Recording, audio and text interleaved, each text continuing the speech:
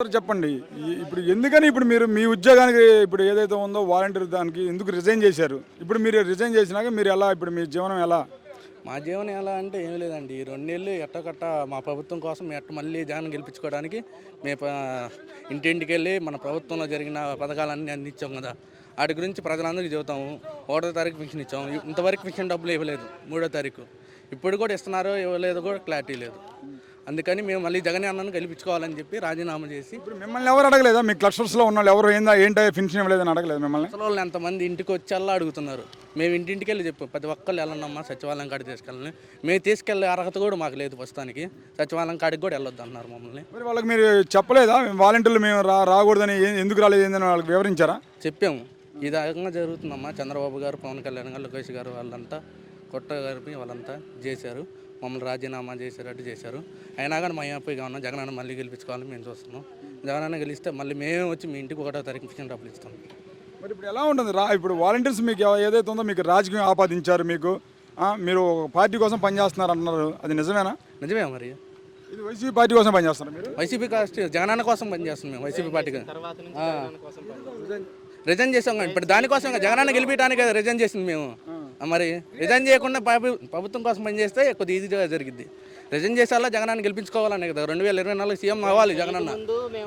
ప్రభుత్వం తరపున పనిచేసాం. రిజైన్ చేసిన తర్వాత నుంచి పార్టీ తరపున పనిచేస్తాం. కానీ మీరు ఏదైతే ఉందో లబ్ధిదారుడి ఇంటికి వెళ్ళి పథకం అందించినాక వైసీపీ ఓటేమని చెబుతున్నారంటే అది వాస్తవం కాదా? వాస్తవం అనేది ఏ వాలంటీర్ కూడా ఈ 5 సంవత్సరాల్లో మీరు మాకు ఓటేయాలి అని అడగాల్సిన అవసరం లేదు. ఎందుకంటే నీ ఇంటి దాకా అన్నీ వచ్చినప్పుడు మళ్ళీ నేను అడగాల్సిన పని లేదు. నువ్వే ఆటోమేటిక్గా పాజిటివ్గా నువ్వే మాట్లాడతావు. ఈరోజు టీడీపీ వర్గంలో ఉన్న వాళ్ళకు కూడా ఏది ఆపకుండా అన్నీ సక్రమంగా వాళ్ళకి అందిస్తున్నామంటే వాళ్ళే మాట్లాడుతున్నారు. ఈరోజు మేము చేయలేకపోయామయ్యా, మీరు మాకు అన్ని పార్టీ పరంగా ఏం చూడడం అన్నీ మాకు ఖచ్చితంగా చేసి పెడుతున్నారు, ఈసారి మేము కూడా మీకల్లే ఉంటాము అనే విధంగా వాళ్ళు మాట్లాడుతున్నారు. మనం అడగాల్సిన పని లేదు.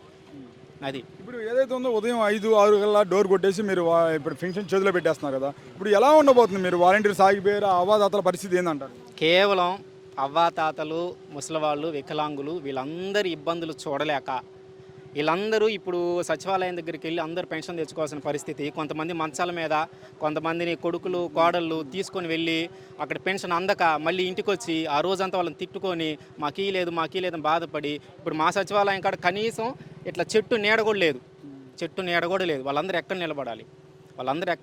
అక్కడ మంచినీళ్ళు లేవు. అవన్నీ ఎట్లా చేయాలి అని వాళ్ళందరూ చూస్తూ ఉన్నారు.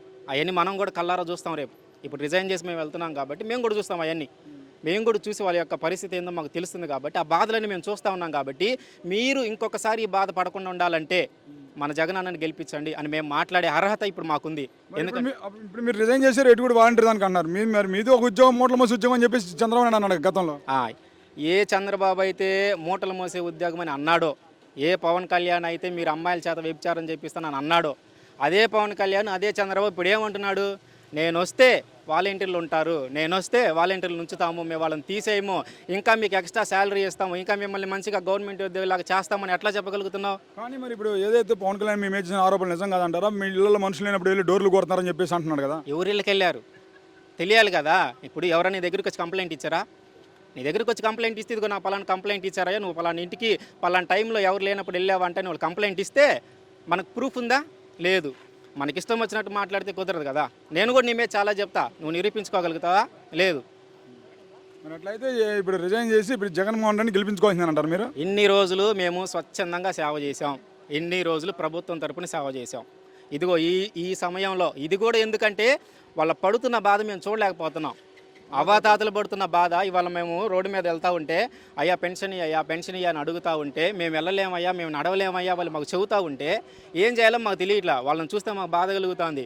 అమ్మా ఇదిగో పరిస్థితి ఇది ఇట్లా ఉంది, ఇదిగో కూటమి సభ్యులు ఎవరైతే ఉన్నారో వాళ్ళందరూ ఈసీకి కంప్లైంట్ ఇచ్చారు, మనం తిరిగి మేము మీకేం చేయలేము, ఇప్పుడు పరిస్థితి మా చేతుల్లో ఏం లేదు, దాటిపోయింది.